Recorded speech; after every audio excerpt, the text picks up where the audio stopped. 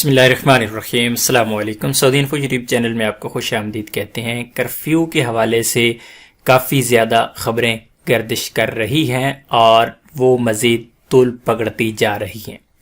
اس وقت جو خبر میں آپ لوگوں کو بتانے جا رہا ہوں اس سے اندازہ لگایا جا سکتا ہے کہ کرفیو کے چانسز کتنے زیادہ بڑھتے جا رہی ہیں۔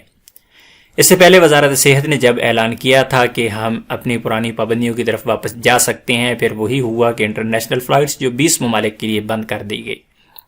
2 دن پہلے وزارت شؤون کی طرف سے بھی ایک اشارہ آ چکا ہے کہ اگر ہمیں کہا گیا تو ہم فوری طور پہ اگر مساجد بھی بند کرنی پڑیں تو ہم اس کے لیے کوئی ڈیلے نہیں کریں گے۔ اس وقت آپ جو نیوز اس وقت سکرین پر دیکھ رہی ہیں یہ ٹویٹ ہے اخبار السعودیہ کا۔ اخبار السعودیہ نے اپنے ٹویٹر پر یہ والا ٹویٹ کیا ہے اور یہ 7 فروری کو رات 6:14 پر یہ والا ٹویٹ یعنی تھوڑی دیر پہلے یہ ٹویٹ کیا گیا۔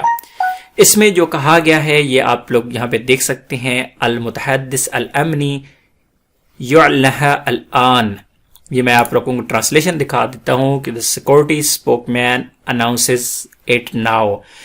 سعودی عربیہ میں اس وقت یہاں پہ کلیئر نہیں کہا گیا کہ یہ کون سے سٹی کی بات یہاں پہ کی گئی ہے، لیکن زیادہ چانسز الریاض کی ہی ہو سکتے ہیں کیونکہ الریاض میں کرونا وائرس کی تعداد زیادہ ہے، زیادہ کیس سامنے آ رہی ہیں۔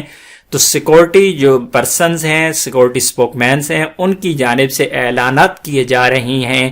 عہدہ منع التجول الجزئی بایدیکم، the partial curfew is back in your hand۔ The partial curfew is back in your hand۔ جو جزوی کرفیو ہے وہ آپ لوگوں کے ہاتھ میں ہے۔ یہ اعلانات سیکورٹی فورسز کی جانب سے کیے جا رہی ہیں اور لوگوں کو کہا جا رہا ہے، ریکویسٹ کی جا رہی ہے کہ آپ لوگ جتنی بھی احتیاطی تدابیر ہیں ان کو اختیار کریں، جو بھی ہدایات دی جا رہی ہیں ان پر عمل درآمد کریں، ادروائز جو کرفیو ہے وہ آپ لوگوں کے ہاتھوں میں ہے، یعنی آپ لوگ تعاون کریں گے تو ہم کرفیو سے بچ سکتے ہیں۔ اگر یہی صورتحال رہی، تعاون نہ کیا گیا تو پھر کرفیو بھی لگ سکتا ہے۔ اس کے بارے میں جو ہی مزید انفارمیشن آتی ہے تو انشاءاللہ فوری طور پہ آپ لوگوں کے ساتھ شیئر کریں گے۔